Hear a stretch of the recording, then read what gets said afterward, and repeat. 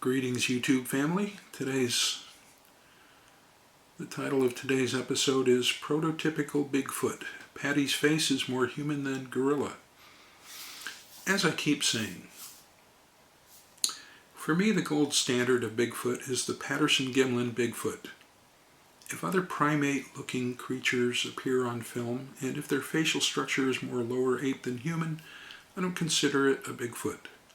I consider it an escaped circus animal or pet, having its species origin in Africa or Malaysia or Indonesia, but not the Americas.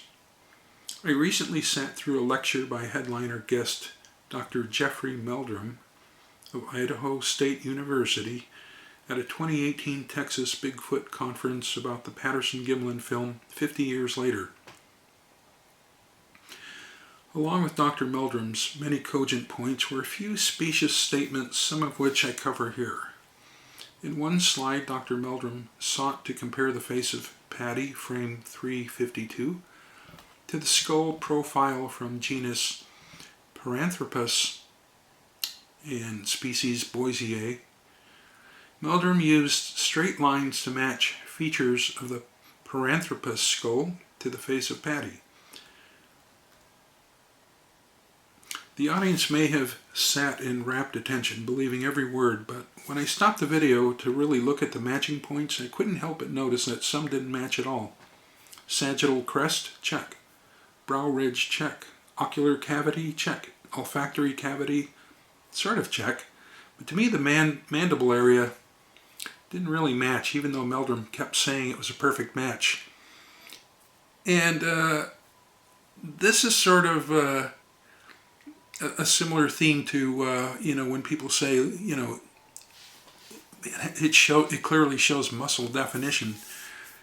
Does it? To you it does, but Dr. Meldrum was using this skull matching, and I didn't think it was a one-to-one match. The skull didn't really look like the skull of the creature that we were looking at. But it kept saying it was. So I put together a collage of three faces, one from the skull of Paranthropus boisier, Patty in the middle, and a modern gorilla. Throughout the lecture, Meldrum kept insisting that the profile of Patty, as it was walking away toward the end of the film, looked less human, more animal. I think exactly the opposite about the creature. When I study its face, to me it looks more human, and I would say that it is human and less animal. A kind of human. We got humans, that's everybody we know. I think you've got another thing going there with another parallel kind of human. Not another kind of gorilla or orangutan. To me, a gorilla looks human-like, but is still an animal. Patty doesn't just look human-like, but to me looks like a variety of human. Meldrum also pointed out a feature of some primate faces called phalanges. Those are the big jowls, and I guess they use them to make noises, which are recognizable on orangutans and gorillas. It's that large puffed-up balloon-like cheek structure that, according to Meldrum, allows apes to vocalize low frequencies, guttural sounds, and whoops, etc. When I look at a close-up of the PG creature, the image I'm using here is somewhat artificially and artistically rendered, but it outlines the main features are the same as the original. It outlines that it has no phalanges. Also, where apes such as gorillas, orangutans, and chimpanzees have a catarrhine nose, which means down-facing, but it's more than down-facing, it's sort of smushed in and then spreads out. Well, Patty's nose is a leptarine type of nose, which is characterized by a long, narrow shape. There's one, big as it is, and with variations in size and specific features depending on ethnicity and genetics, but generally considered a medium-sized nose with a defined bridge and pointed tip across different populations. Well, the shape of the human nose varies quite a bit to us, but once you compare it to that of a gorilla or a chimp or an orangutan, you clearly see those are different. When I see blurry photos of a creature in the Americas with a Catarrhine nose and flanged cheeks, I immediately discount it as Bigfoot and attribute its presence to an escaped ape, either from a movie set, circus, pet, or what have you. I know I keep repeating this, but it's a sort of line in the sand I have. I don't think there are multiple species and genuses of Bigfoot, some that look more human, others that look more gorilla. I don't know at what point Bigfoot diverged from the family tree, but to me it looks like a more parallel form of human than other primates.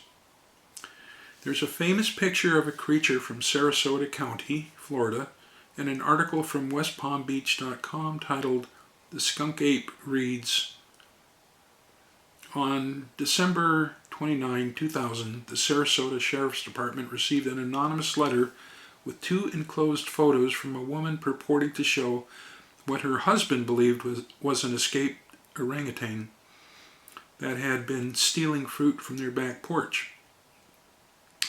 She never mentioned anything about a skunk ape, but the photo clearly shows a large primate that is definitely not an orangutan.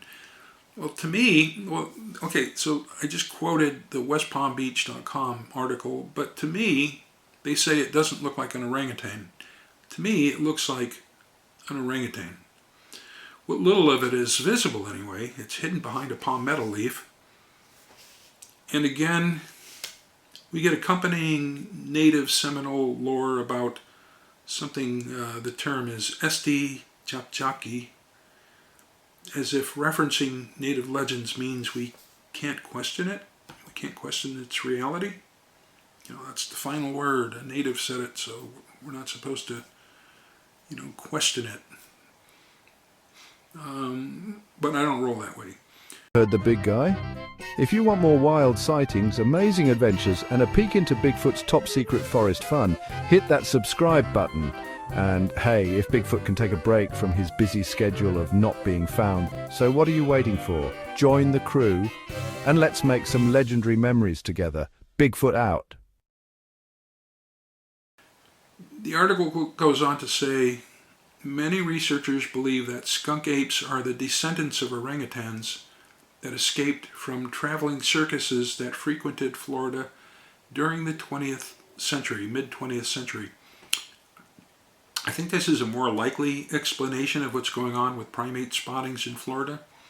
Though I take note that even if they are only orangutans, even the orangutan can't be found when it doesn't want to be. So if an orangutan is almost impossible to spot or capture in the wild, then certainly the same could be said for a Bigfoot if they exist. I know there are other films and photos of larger, more upright primates from Florida, like the Dave Shealy film, but to me they fall into the category of too bad to comment on. In the meantime, 2024 has given us remarkably clearer videos and photos. Unfortunately, costume making and hoaxes are keeping up with the technology. Here's a video that almost had me believing, but then some people on Reddit said that the full video shows the guy taking off his headpiece and smoking a cigarette. I would love to see the whole video if any viewers can link to it. I thought it plausible because of the light years leap in consumer electronics, and now we are starting to access crystal clear photos and videos. This one looks real to me, but it isn't. Maybe easier than ever to capture Bigfoot in a photo, but it's also getting harder to weed out the hoaxes. Thank you. We're going to have more stuff coming up soon. There's so much to talk about. I'm never going to run out of material. All right. Thank you. Goodbye.